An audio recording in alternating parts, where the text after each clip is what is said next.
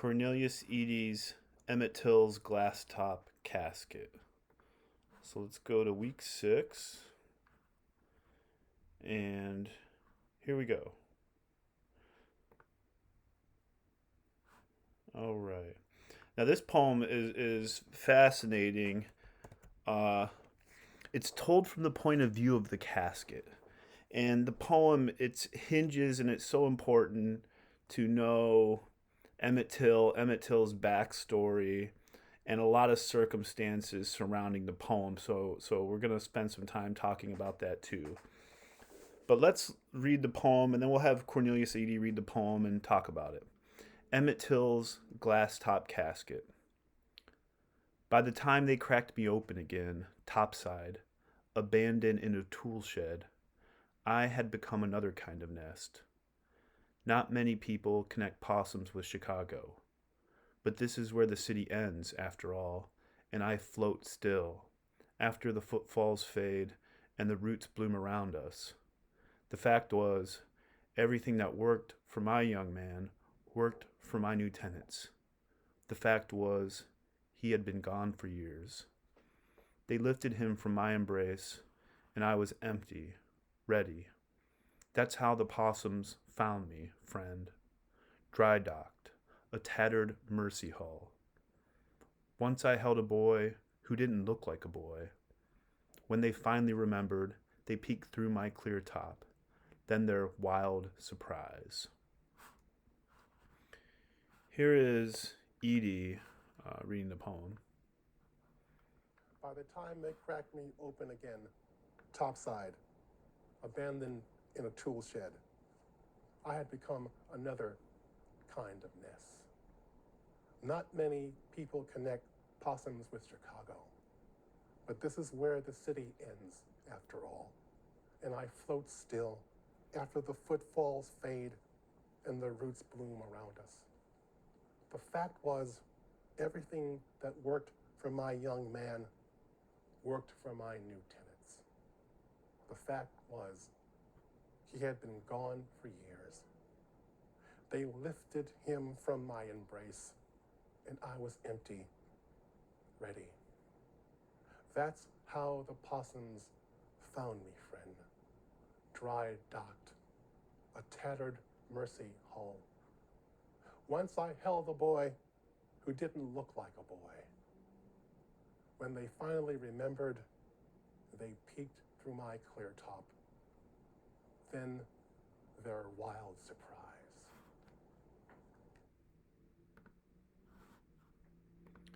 So there's Eady reading the poem, quite powerful. And again, quickly, if you don't know the Emmett Till story, here's the good old Wikipedia entry. So this will be helpful, and it's also important to know about Emmett Till's mom and about the open casket. So Emmett Till was a 14-year-old African American boy who was abducted, tortured, and lynched in Mississippi in 1955 after being accused of offending a white woman. So as the story goes, this white woman accused Till of whistling at her, which it's apocryphal. It didn't happen. And here's the story right here. And a bunch of men, white men, grabbed Till up, tortured him, murdered him, and threw him in the river. So upon his return to Chicago, his mother insisted upon an open casket. Uh, Her decision focused attention not only on U.S. racism, but the barbarism of lynching, all those also the limitations and vulnerabilities of American democracy. So all these men got off. They were acquitted. Right here it is. Right, an all white jury found them not guilty. And the mother had the open casket of the body. So here's trigger warning, trigger warning. Here's Till's face in the casket. It's brutal, but it's so important to know the face when we read the poem and what Eady's doing here. If you scroll down, this is some amazing information on it. There's the face right there of them, and you see the mother looking on at Till's just horrifically brutalized face. So The poem, if you, by the time they cracked me open again, the poem hinges upon this knowledge. So if you go to after 50 years, this is in 2005. After 50 years, Emmett Till's body is exhumed. So 50 years, Emmett Till's swollen, battered body was pulled. It was removed from the ground once more on Wednesday, carried away from a quiet cemetery in South suburban Chicago for an autopsy. So it was the body was exhumed as part of the new investigation.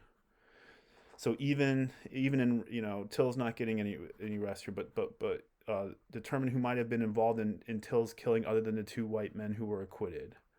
So this is why the body was pulled up. Here's the casket now. So you see the casket, the glass top casket. All right, let's jump into the poem. And I'm curious, why do you think Eady, and this is I think what makes this poem so powerful.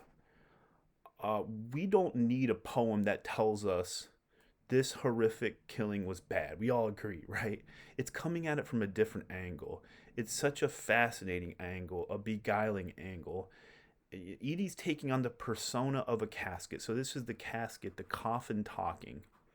By the time they cracked me open again, topside, abandoned in a tool shed. So the coffin, after they took Till's body out, was abandoned in a tool shed. I had become another kind of nest. Possums were inside. I'm fascinated with the language that Eady uses here. Another kind of nest. And I always ask, what do you all associate a nest with? Think of animals with a nest. It's like a comfortable, warm home. Even in our houses, you see those signs you buy from Hobby Lobby or Pier 1. A nest is our, this house is our nest or whatever. It's like a warm comfort.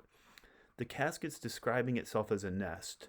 First for Till, now it's another kind of nest. Not many people connect possums with Chicago. But this is where the city ends, after all. And I float still. The casket now describes itself as floating. Why? Why is the casket now floating? Was it the body of Till that kept it stable and moored to the it's almost like, and I'm fascinated with the tone of this poem.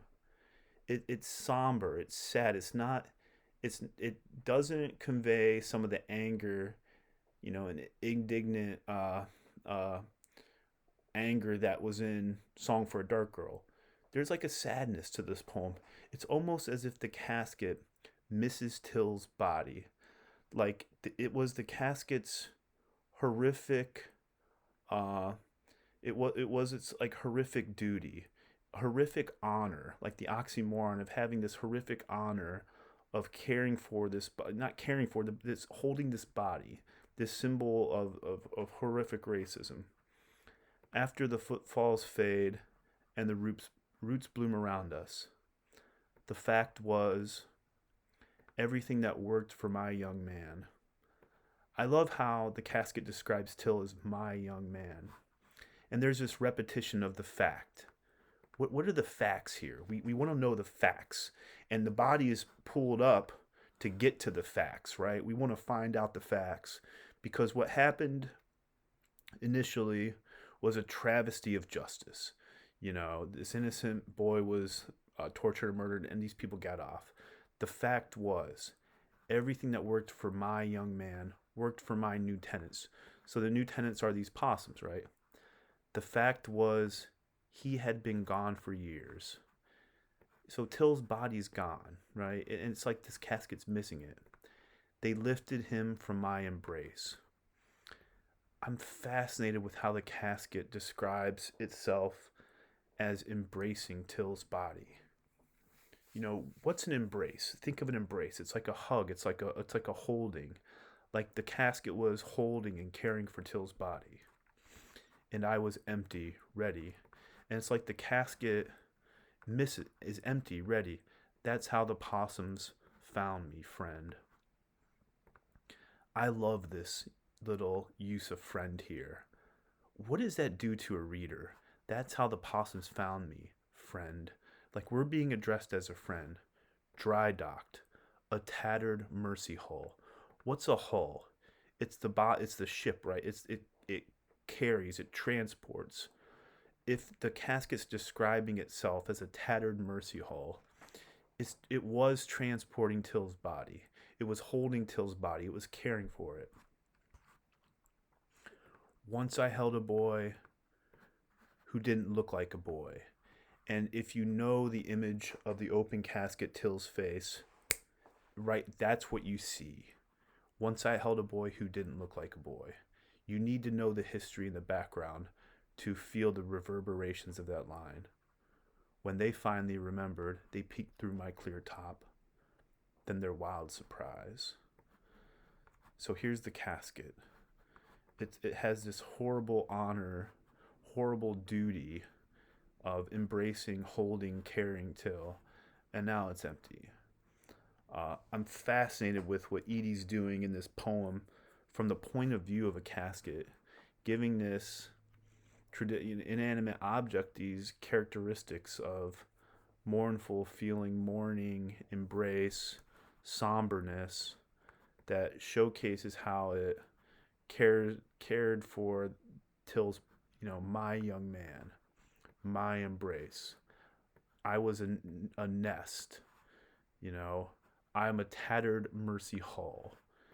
So that's in a really short poem, fascinating. And we'll end with Eady reading it one more time.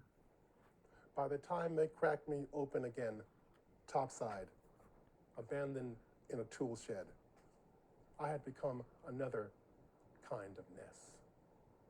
Not many people connect possums with Chicago, but this is where the city ends, after all.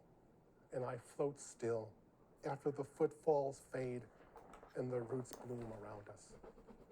The fact was, everything that worked for my young man worked for my new tenants. The fact was, he had been gone for years. They lifted him from my embrace, and I was empty, ready. That's how the possums found me, friend. Dry docked, a tattered mercy hull. Once I held a boy who didn't look like a boy. When they finally remembered, they peeked through my clear top. Then their wild surprise.